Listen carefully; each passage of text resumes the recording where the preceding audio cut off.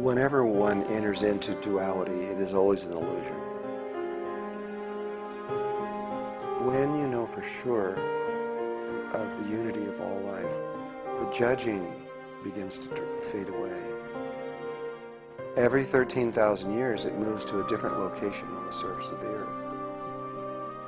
And high up in one of the walls is the flower of life. They all knew this was occurring, and everybody just kept quiet and never said a word.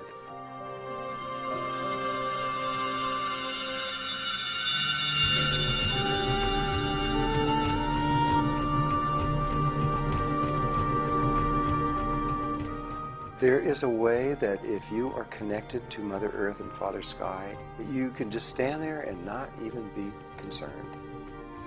And so Melchizedek consciousness is back on this earth, helping to find ways to get every last single person through to the next level of existence.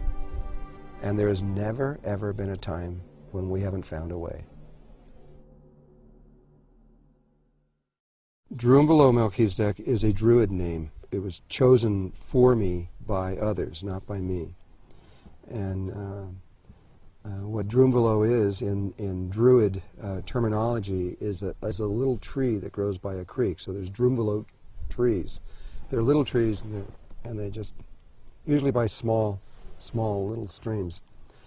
But Melchizedek is also Druid. The Druids felt that Melchizedek was one of their most important aspects, and that they felt that Melchizedek lived in the center of the earth. This ties into many of the indigenous philosophies around the world.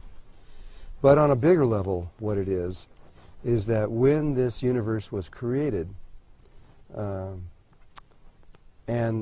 at this point I'm using words, and you can't really use words to talk about what I'm talking about.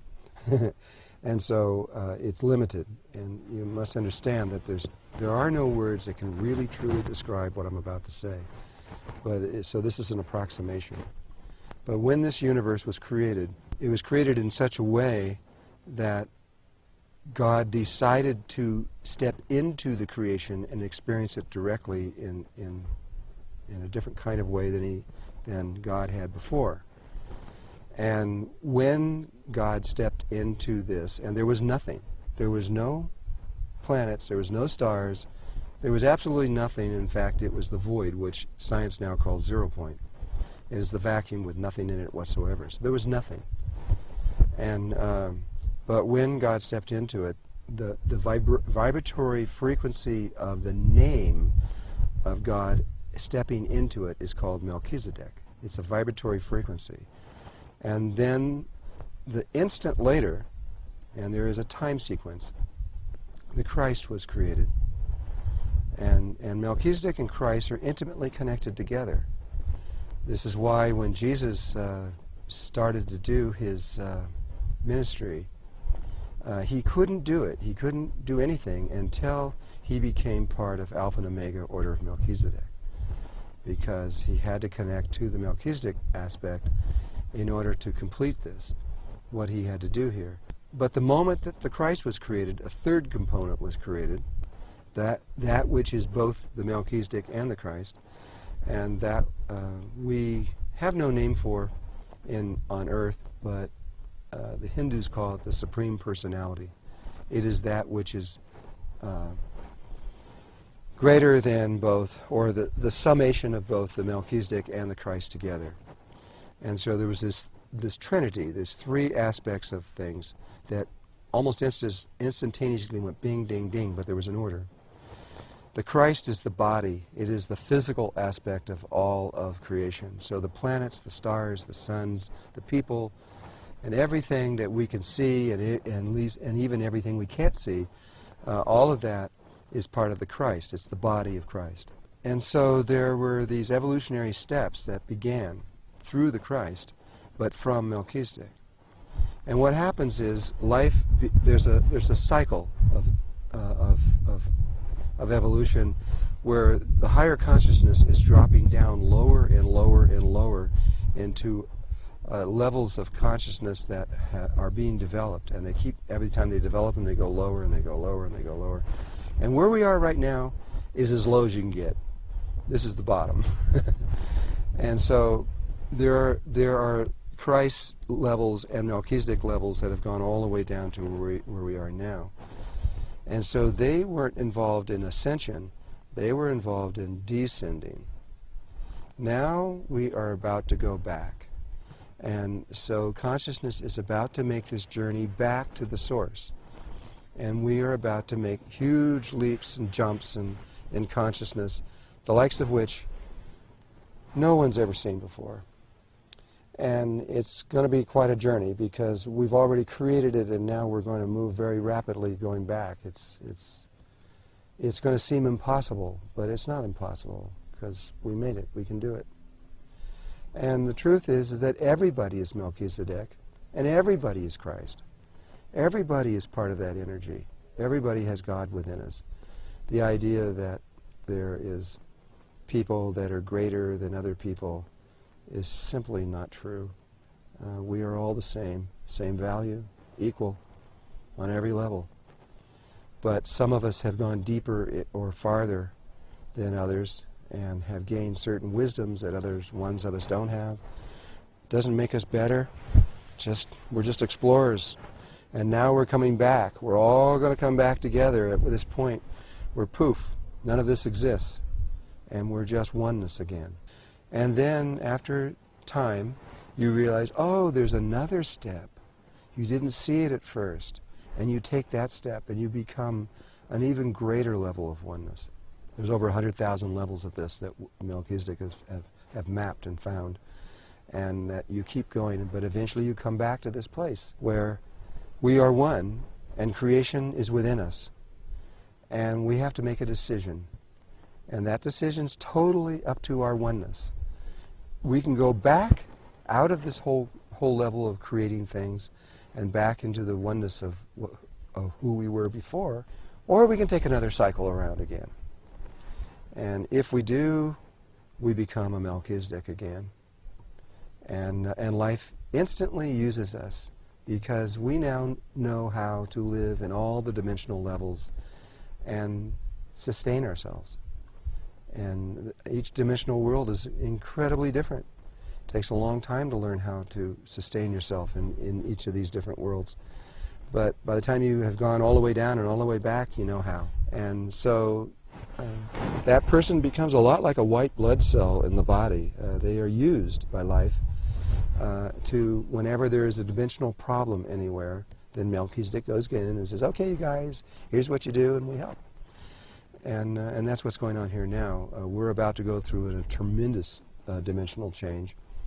And so Melchizedek consciousness is back on this earth, helping to find ways to get every last single person through to the next level of existence.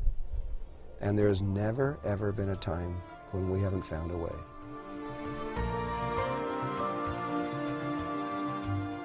There's people from everywhere, and everybody here is into spiritual ideas and thoughts and meditation and yoga.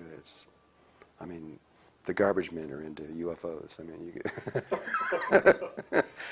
It's kind of, that's what it is, you know.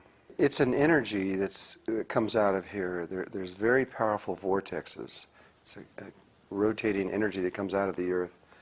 And people, the Native Americans from long ago, they treated this place as purely sacred ground. And they didn't live here. Though they built houses and things here, they were like summer or people that were traveling. And they came here to die and to be born.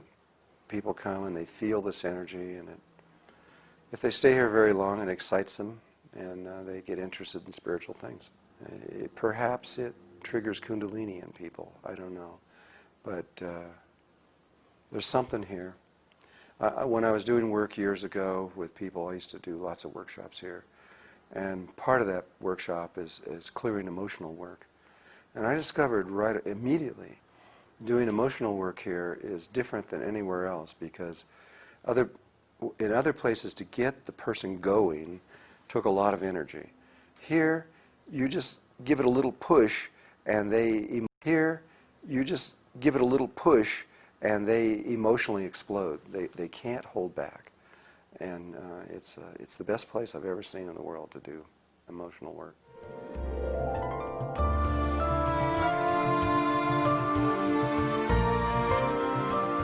I've been teaching meditation since 1984, and I've been traveling pretty much ever since then. It's become, when my books came out in 1998, The Ancient Secret of the Flower of Life, that was volume 1, that expanded people's interest in what I was doing greatly. When the next one came out in 2000, that even brought it out further. The third book was Living in the Heart, and that opened up a whole new area of meditation that I had never talked about before in the other ones. And the newest book, which is just coming out now, which is The Serpent of Light, that's not a book of meditation. That's a book about my interconnection with indigenous tribes around the world, and something that is happening on the earth. It's a very big thing that for some reason nobody's ever talked about. The earth is an exact replica of a human being, or you could look at it the other way around. The human being is an exact replica of the earth. We don't look like it, we're not round, and we look different.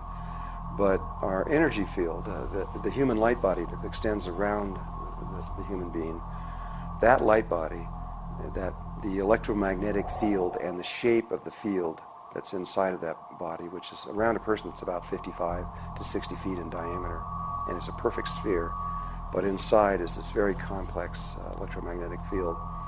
That energy field is identical to what's around the Earth. And NASA has slowly been able to identify all the various components in there. They agree at this point. I believe they do. And because it's the same, because we are the same, the way energy moves through our body is also related to the earth. And so almost everybody is familiar with a sexual orgasm, but not everybody is familiar with the Kundalini rising, which is another form of orgasm. It's the same energy moving up a different channel. And when it moves up a different channel, it has a different purpose. The sexual orgasm is primarily for creation, procreation. It has much bigger levels to it that we're not aware of. And the Kundalini, its purpose is to awaken you to God and to higher levels of consciousness. Once you've had a Kundalini experience, you can't stop. You don't have a choice. You have to keep searching for that, and you will all your life once you've experienced that.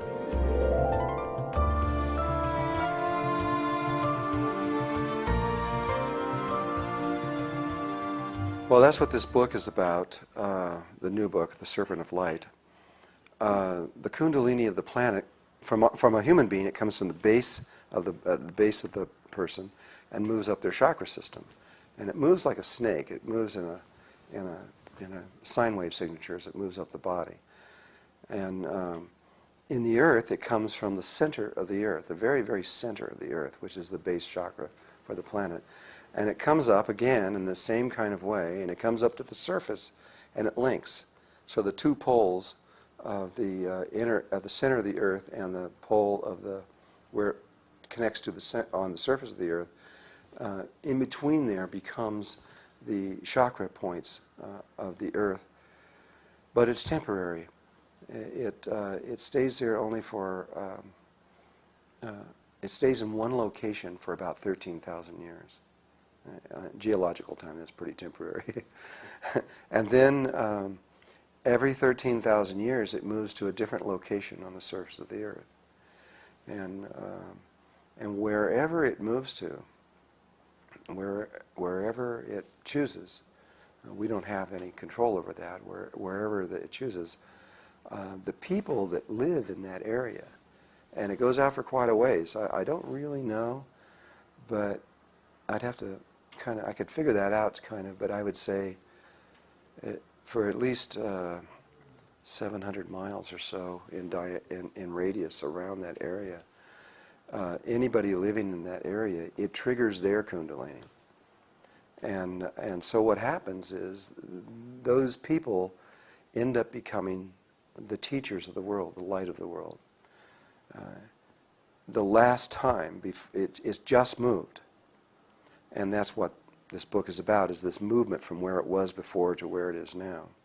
And the journey, the stories, the history around this, because it involved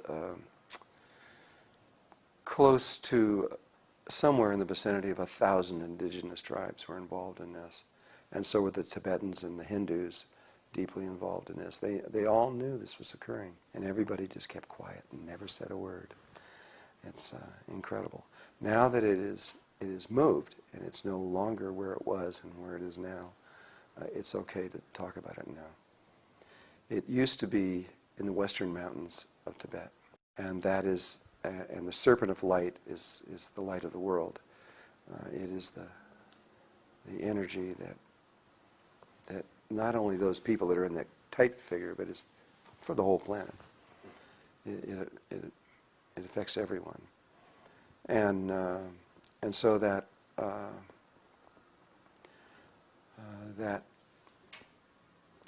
energy was there in the western mountains of Tibet, in a remote area where there's never ever been civilization that they know of, ever, and very high up in the mountains, but down in a valley inside those mountains. And long ago, 13,000 years before this time, someone built a huge white pyramid over the spot where it was located. It's the biggest pyramid in the world. It's bigger than the Great Pyramid or any of them. And I was fortunate enough to speak with the exploration team that found this pyramid. And they came to me, it's in the book, but they came to me because of something they found there. The pyramid, they said, it took them 6 months to get to it. And it's under snow the entire year. So a white pyramid under snow. But 2 weeks approximately out of every year, the snow melts and you can see the pyramid, and then it's under snow again. And so they had to time their trip to get there perfectly, and they did. Actually, the first time they did it, they didn't do it right. They had to do it differently the second time, and they made it. And the pyramid has no... they said it looked like it was built yesterday. It was flawless. It was perfect. All the casing stones were on it perfectly. No one has seen it. And there's no writing on it. There's no hieroglyphics. There's no pictures. There's nothing except for one thing. And unlike the Great Pyramid, it's not sealed. There's an opening. It's open to the world to walk into. And you walk in, and there's this huge inner room inside of it, and high up in one of the walls is the Flower of Life. Wow. And it's the only thing that's on there. And so, since I was teaching about that, that's what they said, what does this mean? And why is that in there? You know, and that began, that's how this, the Serpent of Light story began. That was way back in 85 or 86, some back in there. The Flower of Life is found all over the world. The Mayans knew about it here. It's at Chichen Itza, and it's at another location. They brought me down into a pyramid to show me there. But first place I found it was on a 6,000-year-old wall in Egypt, where the very first find. Well, I had already known about the Flower of Light before we found it anywhere, because the spheres of light, or the angels, had been teaching me for a long time on the sacred geometry and how it all worked. I mean, I remember when I was first month after meeting them, they had me create a little star tetrahedron, which I think is like this little thing right back here. And I made it out of 8 little triangles of cardboard, and I put it together, and I had it in my hand. They made me make it. And then they go, and I made it and said, well, okay, now what? I mean, this was like, what is this stupid little thing, you know? What is this, you know? And they were saying, well, it's really important. And so it took me a long time of studying of sacred geometry and understanding before I was able to get to the place to know what I know now. And eventually, the study of sacred geometry, no matter where you begin or who you are, I don't care what planet you're on or where, it doesn't make any difference. If you keep studying sacred geometry, you will always end up with the Flower of Life, because it's the key to everything, and it is the and eventually the study of sacred geometry, no matter where you begin or who you are, I don't care what planet you're on or where, it doesn't make any difference. If you keep studying sacred geometry, you will always end up with the flower of life, because it's the key to everything, and it is the container of all other sacred geometry. It has everything in it.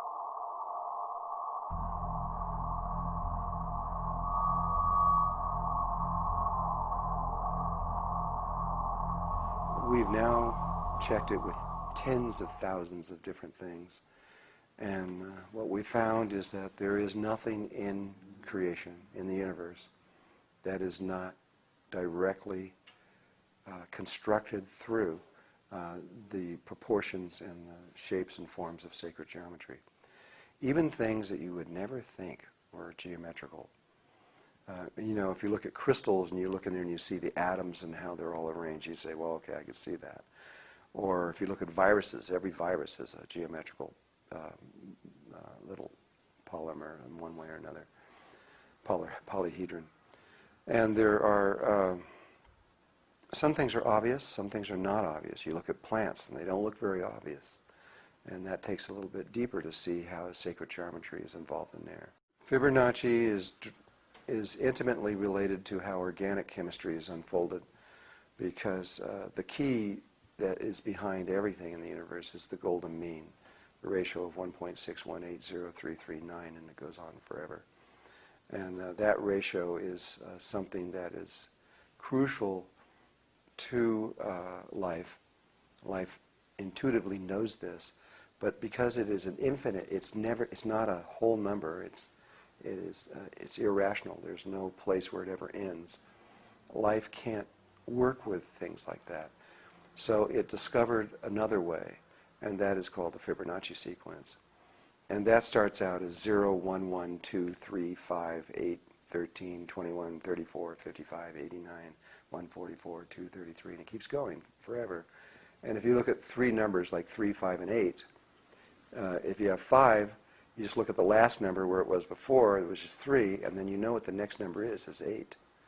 And so life can determine how growth is just by wherever it's at. It can look where it just was, and it knows where it's going.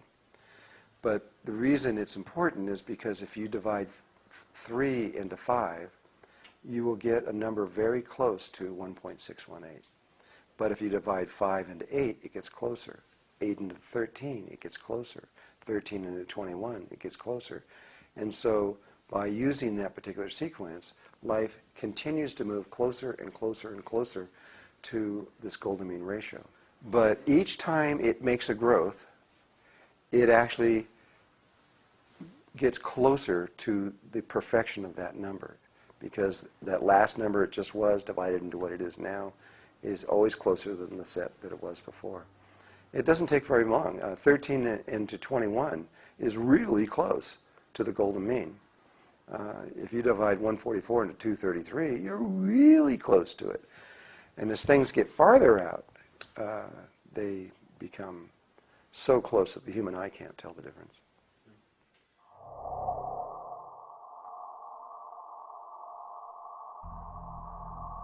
It is the way that everything is organized. It's the way to organize life. All of your lattice structures of metals and all of chemistry and everything of that nature are all, without exception, based on sacred geometry.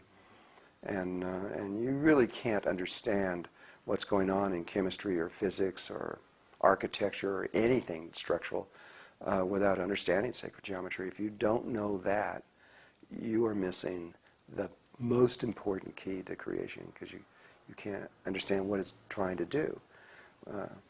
It not only does that, but it links one subject to the other. No matter what subject you're talking about, it's geometrical. And so once you understand the geometries that some subject is using, and then you look at a completely unrelated subject, you could take music in one case and perhaps emotional problems. And how can music and emotional problems be related?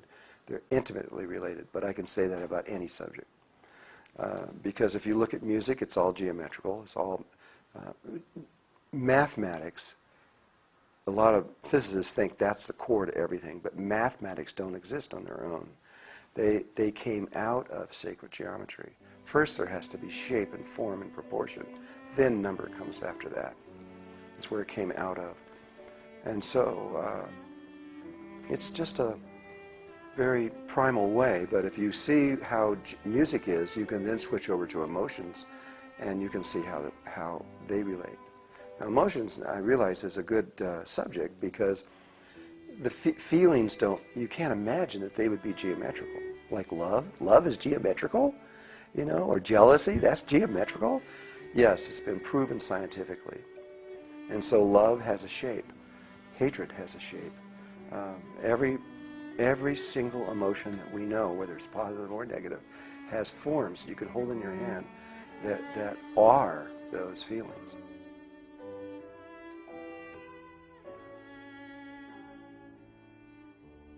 I wasn't trying to prove anything to anybody at all in the world, just myself. And I wanted to make sure, before I went any further, that there was only one God. Different religions have, oh no, there's more than one, and each religion says, no, my God is the only one, yours is wrong. And that was what I was trying to do. I wanted to make sure that this was one coherent thought throughout everything. And by the study of that, at one point, it became very clear to me that there was a single mind that created the entire universe, a single thought. And it can be reduced down to a simple sphere. That's all it is. And the flower of life, which we showed you, is the relationship of how spheres can interlink. And when you get to 19 of these spheres, then the image pattern becomes such that things become very, very clear. But if you slowly work back through the geometry, you come up with that every single thing in existence is inside of a sphere. And there's another set of knowledge that is as old as this universe is. If you take 13 spheres that come out of the flower of life, there's a way you can pull them out. And those 13 spheres are called the fruit of life, is the name I gave to them, because there are 13 ways you can take male lines. I haven't said this. Female lines are curved. They're circular, zigzaggy. Anything that's a curve, that's female. Male lines are straight. And so if you take these 13 circles and you superimpose male lines over them, and there's 13 ways you can do that, they produce 13 different systems of knowledge that create all the little tiny details that are found throughout the universe. And once there was a point there where I got into it, and I said, well, okay, I got it. No matter what we look at, no matter where we go or how we do it, it all comes back to this same pattern. And every single crystal, there's hundreds of thousands of crystals, but every single one of them comes down to the 5 platonic solids, which are one of the sets of the 13 sets of knowledge that comes out of the fruit of life. And so once I realized, okay, it was a single, whoever created the universe, it was one thought, one person, one mind. And when that happened, what we now know is that there's two sides of your mind. There's a left and right side. It's what's called the corpus callosum links across. And when you know for certain that, every cell in your body knows that for certain, something happens to you, you change. It is a consciousness shift that takes place. I've seen it, I felt it and known it myself, and I've seen it in many people that have gone through this. At that point, your search for unity and of all life everywhere becomes far more focused, because you know for certain. Duality is purely an illusion, and that illusion manifests itself in all kinds of ways around our life. And we think it's real. We judge everything. That's good, this is bad, man, that's neutral, and we keep going through all these different things. Everything that happens to us, we're constantly have this little thing that's judging.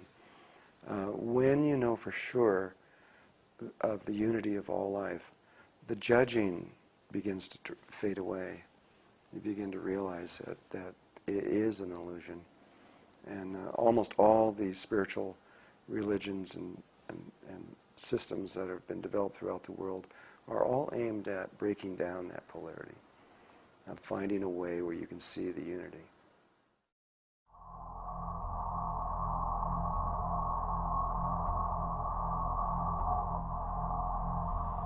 Well, the unity is where you can see the unity.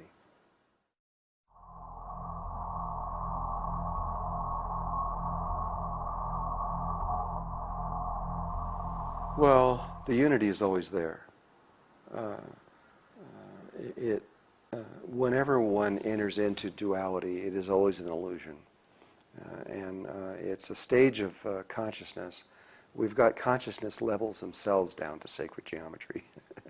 And you can actually see it. It has to do with the squaring of the circle. If you take the square, perimeter of a square, and then make that equal to the circumference of a circle, that gives you 1.6180339, and the golden mean appears. And there is a pattern of geometry that you can show that as the circles and squares expand out of what's called a geometrical progression. It starts with a little circle and square, and it gets bigger and bigger and bigger and bigger. As these things progress out, there's very definite points where they become very close to the golden mean, and as they expand out further, they keep getting closer and closer, just like the Fibonacci sequence does. And so there's a point where life becomes focused at one point, where humankind becomes focused anyway. And that level is a unity consciousness because it's very, very close to the golden mean. And those would be people like the Kogi in Colombia, or the Aboriginals in Australia, or the Waitaha in New Zealand. Some of the very, very old tribes that go back much farther than our archaeologists ever dreamed, and at least according to them, and I believe them. And but they have a different DNA sequence than we do. They're different. You can tell. You could scientifically prove if they're in there or not. And then there's us. And that's the next level out from there. And if you measure our circle and square, the one that produces our level of consciousness, it's not even close to the golden mean. We are a disharmonic level of consciousness. But in the wisdom of the Creator, in order to get from the first level to the next level, which is also harmonic, we have to pass through this place we're in. And I see it kind of like a stone in the middle of a river, and you're trying to get from one bank to the other. The two banks are harmonic, and that little stone's not very harmonic. It's not a very safe place to be. And so you just land on it, and you get to the other side as soon as you can. You don't stay there. You know, well, we've been there for 13,000 years, which is a very quick jump. And but if we stay where we are, we will kill everything, because we're not in harmony with the rest of the universe, or even this planet. And so our very nature of who we are is dangerous. But we have to pass through here. We have to be who we are. It's not wrong. It's not bad. It's just necessary. And then we get to the other side, and then we're into even a higher level of unity than we were in the indigenous people. And that is the goal of everything that is going on Earth right now.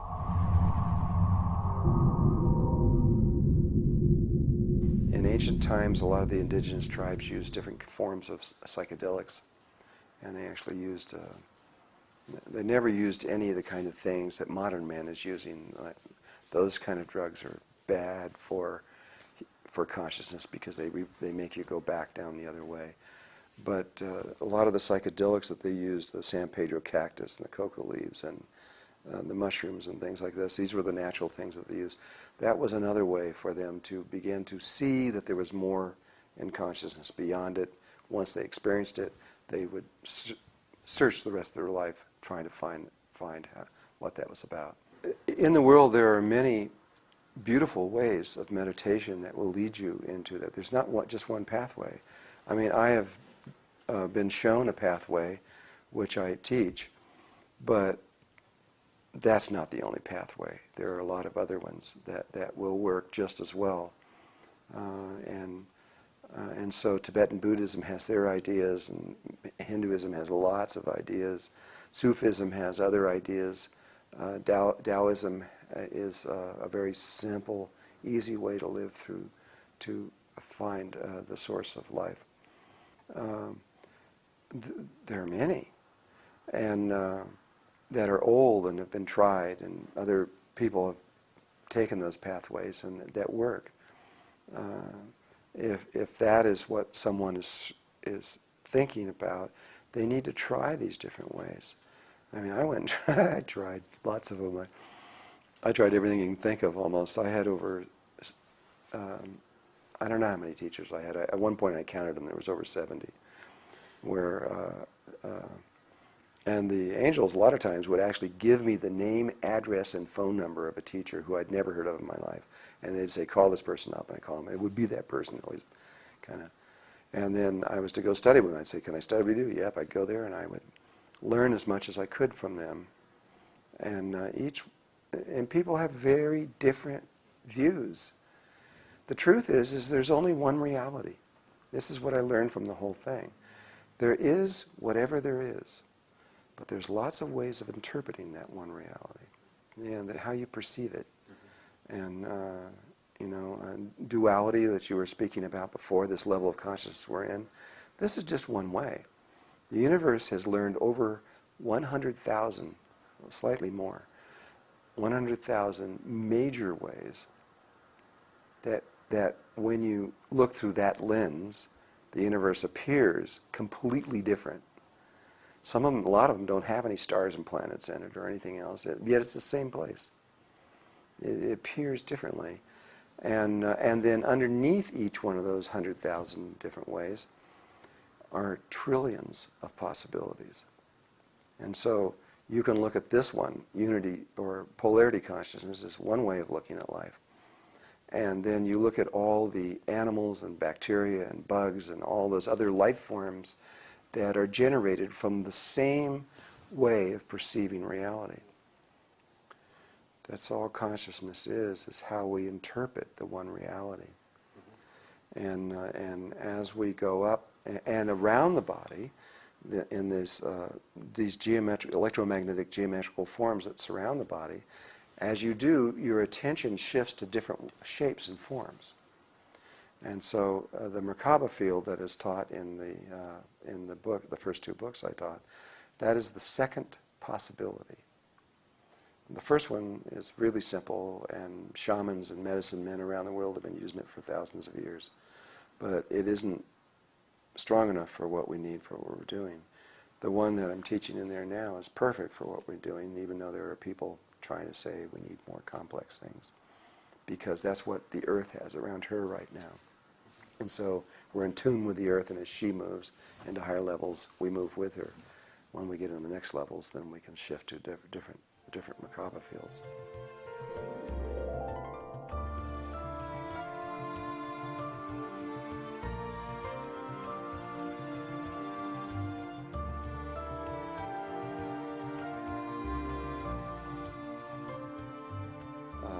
Global warming is connected to consciousness. And that would take a long time to explain, but everything that happens on the Earth, the angle, the axis of the Earth, and our orbit around the Earth, all these things affect how we interpret the one reality that we were talking about. Global warming is nothing new. Of course it's happened before. We've traced it back 240 million years. And there's been a cycle going on for a very long time. There's a man named Dr. John Hamaker. His work was significant, and that was in, I believe it was the late 60s or so when he presented that information to the world. Hardly anybody ever brings them up. But he went around to ancient lake beds all over the world and took core samples that were 6 inches in diameter and 11 feet deep, and he could see back into about 200 and something million years in these core samples. And they can just read this, and what they discovered is that the ice ages have been very periodic. Basically, the ice ages are about 90,000 years long, and the warm periods are about 10,000. They actually range from about 8 to 12, but they're about 10,000 years long. And so you see, what they found in the lake beds was, you see 90,000 years, approximately, of no pollen, because it's just ice and no growth of plants or anything else like that. And then followed by a little period of 8 to 10, 12,000 years, about 10,000 years long, of where there's pollen, followed by another 90,000 years of no pollen. And it just went like a clock, going down in for millions and millions and millions and millions of years, going down in for millions and millions and millions and millions of years, hundreds of millions of years. And so sure, this is nothing new, but to say that it's no big deal, when we go from a warm period into an ice age, that's a big deal, because the average temperature of the Earth drops to minus 50 degrees below zero average in 72 hours. And that's been scientifically proven. In 3 days, it drops. And so most of the life on the Earth, if that were to happen, would die, would perish. It's always happened that way. It's part of life. It's the way Mother Earth has set it up. So we can't say it's bad or wrong. It just is. And so those people were able to track exactly what the Ice Age was tied to. And we now know it's not a theory. Well, everything is a theory in a way, because we never know what life is going to do for sure this next time around. It's like the sun coming up in the morning is a theory, even though it's been coming up every single time. Maybe this time it won't. You know, you don't know that for sure. Yeah. But the probability is very high. And what John Hamaker found was that the ice ages were tied to minerals, the minerals that are in the dirt. When we can start on the end of an ice cycle. When the dirt all over the Earth, all over the world, runs out of minerals, and it's finite. There's a certain amount in there. When they run out, the trees begin to die, and they get weak, and diseases start coming up. The pine trees here in the United States, they say the beetles are killing them. It's not the beetles. If you go deeper into that, there's 6 diseases hurting those trees, and those trees their immune systems are getting weak, and the beetles just come in and finish them off. But if they were healthy, the beetles wouldn't be able to do this. And so, when the trees begin to die, the forest fires begin to happen. And every acre of trees, just an average acre of trees, holds 50,000 tons of carbon dioxide. And so when these forest fires go through millions of acres, it's releasing massive amounts of carbon dioxide into the air, which begins the greenhouse effect. So even if there was no people here on Earth at all, not any at all, this is still going to happen. And so the plant life holds all this massive amount of carbon dioxide. As it dies and as it burns and goes into there, it goes back into the atmosphere, and that begins the greenhouse effect. We just happen to be adding to it. We're accelerating it. We're cutting several hundred years of our life off by what we're doing. We don't know exactly how much, but 300, 400, 500 years, we may have been able to go longer. But because of what we're doing, we're bringing the ice age closer to us by adding more carbon dioxide into the atmosphere. At the end of the ice age, or at the end of the warm period, which is what we're at right now, we've been 10,000 years of warm. And when we get to the end, the minerals run out, the trees die, and everything, and it goes up in there. The greenhouse effect begins to happen, and that begins to warm up the oceans. And right now, the oceans around the equator are like 86 degrees. That's not normal. They're very warm. That produces vast amounts of water. It goes in the air, tracks over, goes to the 2 poles, and begins to build the ice up. But at the same time, the warm temperature begins to melt this ice. And so now there is another factor in this which Dr. John Hamaker didn't understand. And that is the ocean currents. and how they hold the weather patterns, the patterns that we know, like you know, in Germany they have a certain time when spring comes, and when, you know, certain days, and it's different all over the world. Sahara Desert doesn't get rain, but 13,000 years ago the Sahara Desert was a rainforest, and so things change. And why do they change? Because one of the reasons, not the only one, but one of the reasons is that these ocean currents change. We tend to think that the way the life has been on Earth for the last 150 years is the way it's kind of always been. But in fact, the climate that we're now living in is only 150 years old. That's it. Before that, we had an entirely different climate, and that was because the ocean currents in the 1300s slowed down in the Atlantic Ocean, causing what in history they call the Little Ice Age. And it was a temporary time of a drop in temperature because the ocean currents, which we'll explain in a minute, control these weather patterns, and it began to slow down. That causes, like in the United States, that causes the eastern seaboard to go extremely cold, and the west, where we are now, to go into a drought. And so you can begin to trace all kinds of things when it went into the 1300s. By the 1770-something, when our country was, you know, with George Washington was here, and you look at paintings of him going across the Delaware, you see these giant chunks of ice floating down the Delaware, because we were in the middle of a mini ice age taking place. But it only lasted from 1300 to 1850. And then the currents kicked back in again, and we're back into a warm climate all over again. The Anasazi, which are another ancient group of people that lived here in the United States in the Four Corners area, they can't understand why they disappeared. You know, they say, well, why did it look like they just left in a single day and disappeared? But they didn't tie the weather pattern breakdown at that time. And what happened was there were 46 years without a drop of rain in this area. And they had no choice. All the underground aquifers and everything else dried up, and they had to leave. We could see from the satellites and from the things that the ocean current, especially the Atlantic Ocean current, was slowing down dramatically and had reached a stage of slowdown that was equal to the way it was in the 1300s, meaning that we would be followed by at least a mini ice age very quickly after that.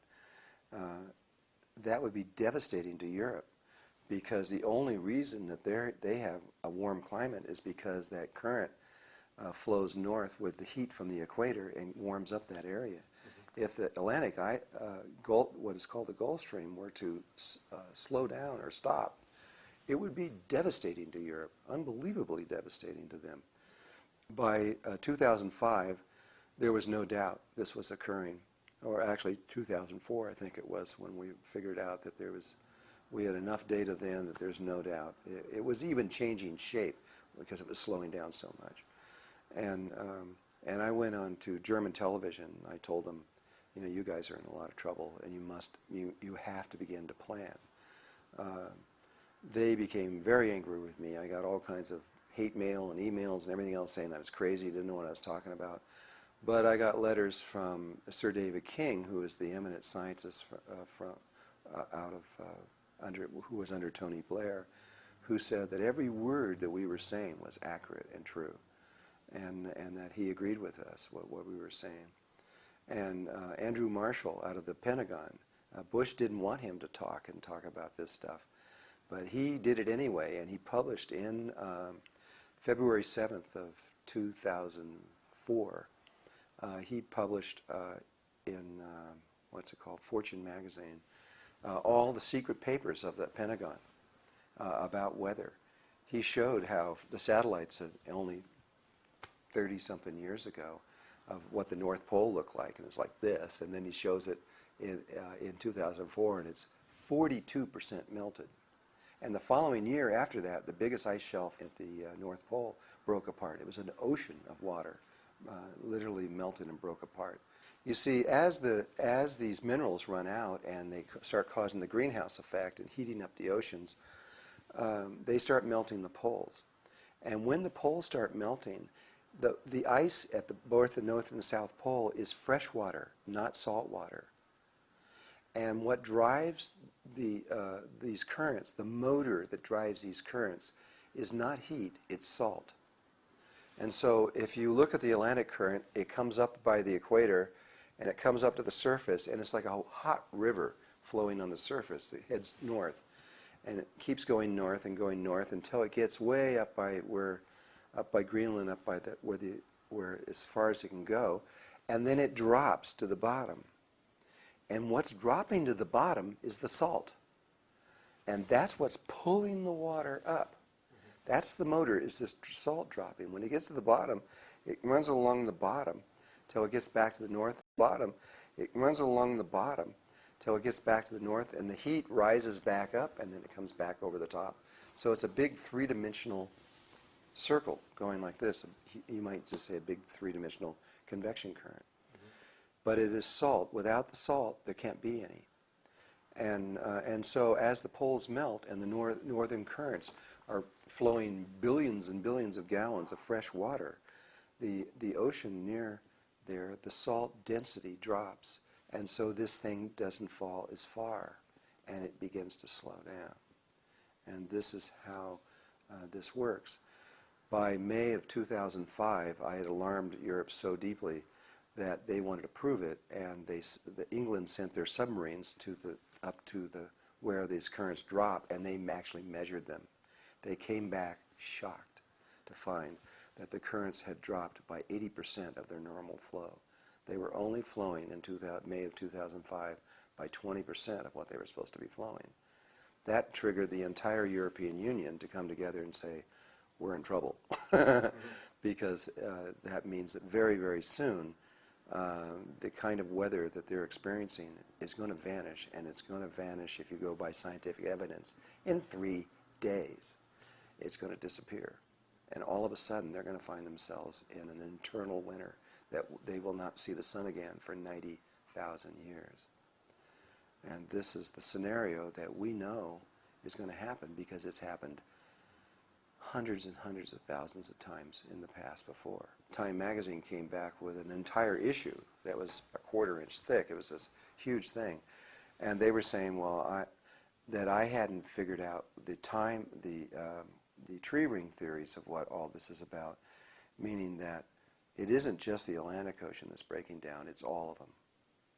And all the currents are beginning to slow down and from this.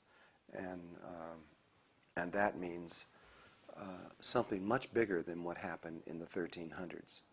That, when that begins to happen, that is a true ice age, global, worldwide. And you know, Al Gore knows this, but he won't. I think he's afraid to tell the truth because the truth is scary. The South Pole is what's interesting to me because there's enough ice in the South Pole to raise the oceans a long ways, close to 200 feet or so. And I remember about 4 years ago when Larsen's ice shelf broke off, and that raised the entire world's oceans about maybe a 1/16 of an inch or something. But they said, it's no big deal. It only was there for 10,000 years. And then those same scientists said, but Larsen's B shelf will never break off because it's been there for millions of years. The following year, I think it was, Larsen's B shelf broke off. And then they made the statement that it would take 6 months to melt because it was the size of a state. You know, it's huge. But it didn't. It melted in 30 or 45 days, I don't remember. And that raised the entire world's oceans almost an inch. But the one that I'm concerned about, and the scientists that I know are really concerned about, is something called Ross's shelf. And that is a piece of ice a couple miles high. And right now it's breaking across the back. And I just spoke with one of the scientists that's working on it, and they're freaked because these holes are developing, pools of water are melting all over it, and they're going all the way down and eating their way to the bottom where they're finding it's melting completely, it's just rushing water under the bottom. That water's being forced back up, making bigger holes that are melting all the way down the bottom, forcing more water up, making bigger holes, and they think it's going to break off. If Ross's shelf breaks off, First of all, that's going to cause a tsunami or a tidal wave like this world's never imagined. If you can imagine a piece of ice 2 miles high plunging into the ocean, how high is that wave going to be? And with it instantaneously, it's going to raise, when it completely melts, it will raise the entire world's oceans almost 16 feet. And that's already been scientifically calculated. But 90% of the ice goes in the water immediately and displaces it. So you're going to have, I'm just going to guess, about 14 feet of the world's oceans rise instantly. And tsunamis coming from everywhere to balance out, and it's going to be a mass destruction like no one's ever imagined on this earth.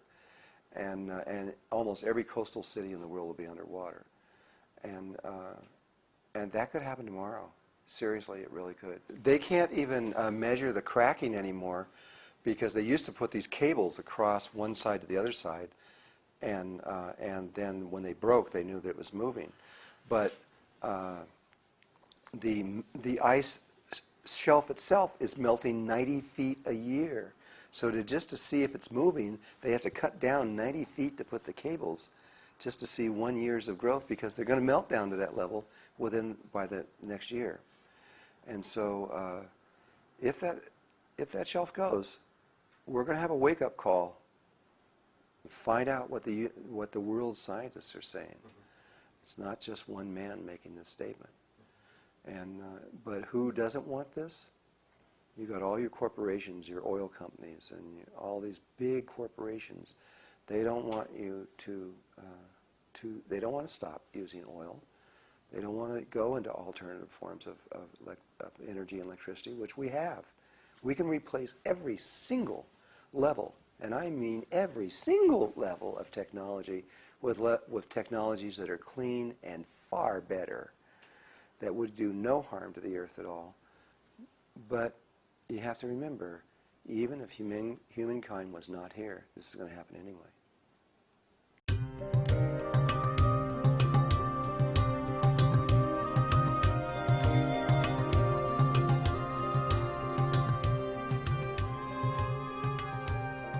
From what I've learned through the indigenous people around the world and about human consciousness, there is a way there is a vibration and a way to be. They all talk to me about this, that they know these things are coming. The Mayans are about to give their predictions and everything on this, and they know this is coming.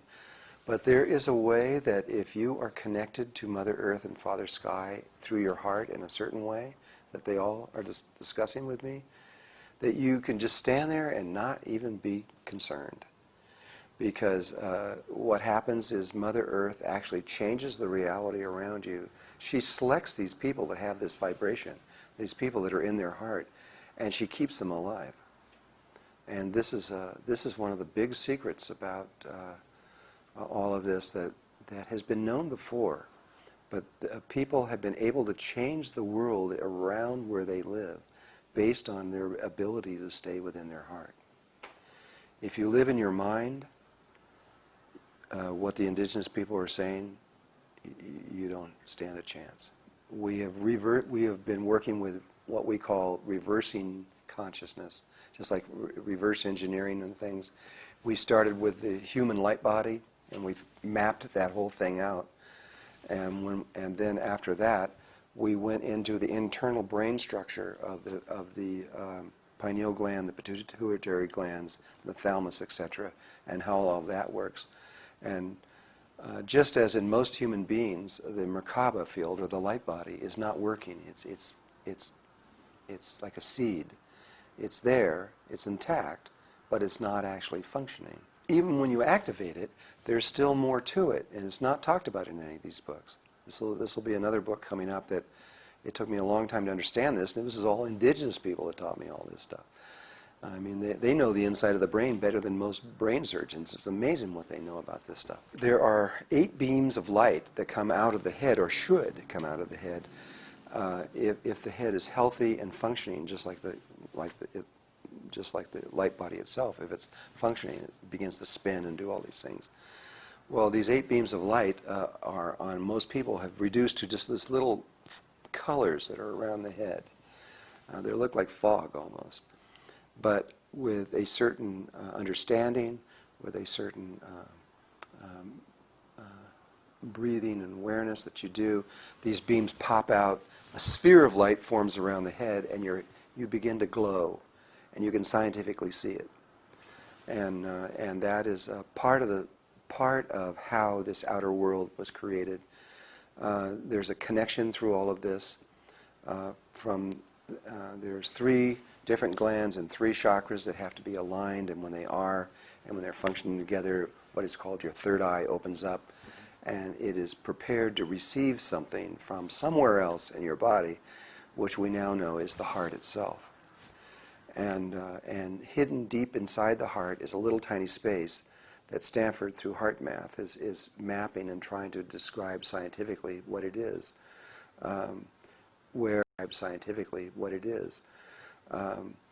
Where creation takes place. And this is where all these stars and planets. If you go back into a book called the Upanishads, 6,000 years old, it's 108 people that went into their heart and went from their mind back into their heart. And when they got in there, they just wrote about their experiences. That's all it is. But in there, they all talk about how when you go inside the heart and you're not in your brain at all, you're in your heart, and you look around, you open up, and there's the stars. All of them, exactly as they are here.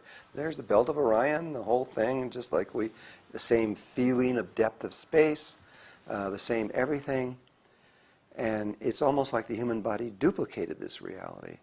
But what we now know, and what the ancient teachings all say, is that that's where it was originally created. And from that image of the stars and planets and the earth included, that image was transmitted along toroidal lines of energy that Stanford has found. This is a toroidal field. It is unique. As you can see, these different colors will come through and fold on itself. So this can not only turn this way, but simultaneously it can be rotating this way while it's doing this. There is no other shape in existence that can do this. This is completely unique. It's the first shape that comes out of creation. But this shape is around the human body, and it comes out of the heart. And it's the big one, and it's 8 to 10 feet in diameter. And then inside is a smaller one that's about this big, that's around here.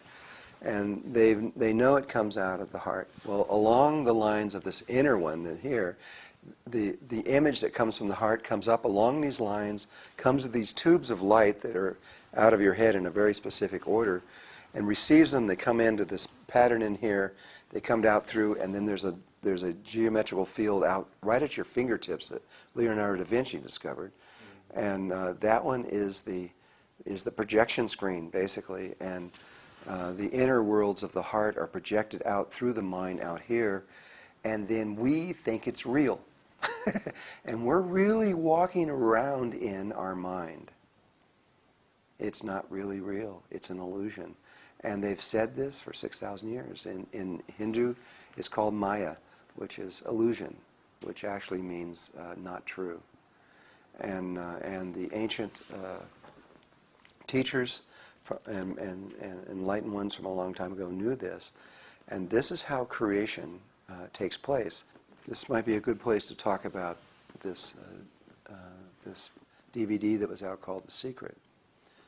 And The Secret is how to create through the mind, how you can actually create something. You can bring whatever you want to yourself, if you're inclined to think in materialistic ways, that you can bring money to yourself, or all these things that they were talking about. Or you can create healings for yourself, and you can make your body healthy. Or you could bring people to who you want. And behind that they talk about the law of attraction, where you are you bring to yourself whatever you're thinking and feeling. You create a vibration, and that energy begins to come toward you. Sure, this is all true, but that's assuming that what is out here is the source of creation and is real. And it's also assuming something that they didn't understand when they wrote this, but which the Tibetan Buddhism did understand, and some of the other ones were clear on. The writing of the Secret is not new. they found, Greg Braden wrote a book called The Isaiah Effect, which was based on a scroll that was found in a clay pot from about 500 BC, near where the Dead Sea Scrolls were found. And it talks about the same exact information that is in The Secret, that your thoughts are based on logic, and the logic, and you can go through where you place your attention and your intention, and your intention has three basic patterns of what happens with your mind, your heart, and your body. And if you engage all these things together at one time, yeah, you're going to get exactly what your intention is. But what the creators of The Secret don't understand is the instrument that the creation is being done through is the mind. It's the brain. And the brain is a polarized tool. You've got the left brain and the right brain. And then the left and right is the front lobes and the back lobes. And it keeps going through what I believe is 64 different divisions. The same 64 divisions of the 64 codons that are in the human DNA. And so it is possible to bring to you what you want or what you intend through your intentions. But what you will also get is the exact equal and opposite force coming from behind you where you can't see. Our eyes see this way, but we can't see this way. And so you get what you want coming this way, and you're going to get exactly what you don't want coming from behind. And so, and there is now a man named Dr. James Hart out of California, one of the brain experts in the world. He's considered one of the two greatest brain experts on the planet ever to live. And he agrees with me that they've found scientifically that you can go in using the brain and you can create anything, but you always get the opposite thing also. So what's going on in the world is you've got 6.5 billion people in the world, and most of them want peace. I mean, you know, they're praying together, these huge circles of people praying for world peace. But they're never going to get world peace as long as they pray from the brain. They're going to get a world that's half peace and half war. And it's just going to keep generating that half peace, half war until they learn to create in a different way. There is another way that the indigenous people tell us all over the world, and that the ancient people, the ancient Tibetan Buddhists and the other ones talk about, that you can create, which is creating from where the original stars and planets were created, which is in the heart. If you leave the brain, throw it away, get out of there, and go down into the heart, you can do the same thing. You can create there. You can bring anything you want. You can change the world. But you won't get the opposite effect. On another way to explain this is that we have two heart chakras. One here, right above the sternum, one distance between the tip of your nose and your chin, above that, which is averages at 7.23 centimeters. Two heart chakras. The lower one is connected directly to the heart. The upper heart chakra is connected to the right brain. We have an emotional body that we're all familiar with. You know, we feel love, we feel hate, we feel joy, we feel sadness. We can feel all these things, but all that emotional body is coming from our right brain, and which is connected to this upper heart chakra. If we were to connect, what we don't know, most people don't know, is that we have another emotional body, and that's connected through the heart. But that emotional body has no polarity to it. And so there is the only place that you can experience what everybody's talking about of unconditional love.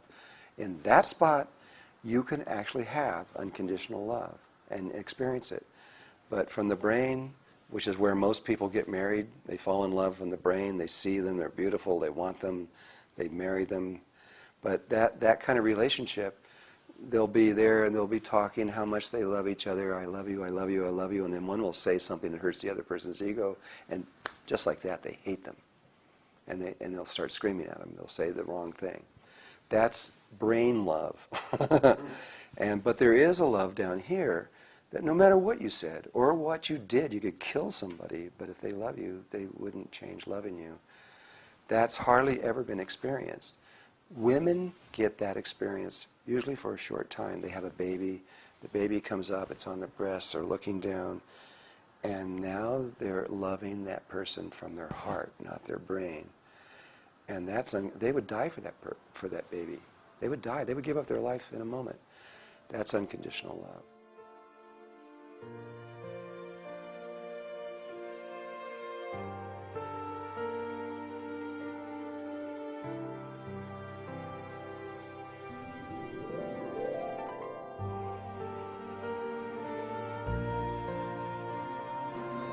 Well, in the last of this talk that we're having, I'd like to talk about this time that we're living in. We began, this change, of course, began when humanity began. But about 100 years ago, at the turn of the 20th century, at that time we were riding around on horses. The ideas of going to the moon and flying through space and computers and cell phones and all these things, they weren't even in our imagination. We didn't even think they were possible. And we have made a transformation over the last 100 years, the likes of which humanity has never seen before. And all I can say is we're just beginning. We are going to continue on a path that is going to lead us into ways that even now we can hardly imagine. Even through everything, through Star Trek and everything that we have imagined through that, there is a change occurring that is incredible. And all I ask is that you remember that you are intimately connected to God, and that you are not going to be hurt through this. You're not going to be left behind. You are important in the universe. In fact, this universe could not exist if you didn't exist. You are essential in everything that is occurring. And all you have to do is relax, not be afraid, and believe in who you are and your intimate connection to God. And everything will happen easy, without any pain or any problems. All you have to do is just remember that you are one with God. There's going to be tremendous changes coming, changes that are going to rock this world to its roots. The old way is going to be destroyed. Shiva is going to walk again. And the financial systems are going to go down, and everything we know is going to break down, because that is the way it's supposed to be. The old cycle, the old male cycle, is always destroyed, and then we enter into the new female cycle, the female cycle of light. And she always leads us back into balance, into harmony. And it's happened so many times before. This is nothing new. But don't hold on to the old way, because the old way is going to go. It's going to go right before your eyes. But right before your eyes is something new and beautiful and brilliant that's going to appear. And know that it is for you that this is happening, and for your family, and for life everywhere. It's not a war. It's not Star Wars. It is evolution. It is part of the cosmic DNA that has been planned from the beginning. This is an exciting time to be alive. This is a time of great joy. And you will remember everything you need to remember. You are perfect right now, even though you may not think so. You may think, well, I can't even pay my bills. I can't even figure out how to keep a relationship going, and my children are in trouble. Yeah, I know. We're all going through that. But inside of you is this brilliant light. And that light is going to emerge out of you at the right moment, at the right time. And all you have to do is just believe and wait, and it's all going to happen. So there's no reason for fear. There's only reason for joy. And I love you all. I really love you. And it won't be long. We're going to be in another level of existence, at which point you'll understand everything I'm saying.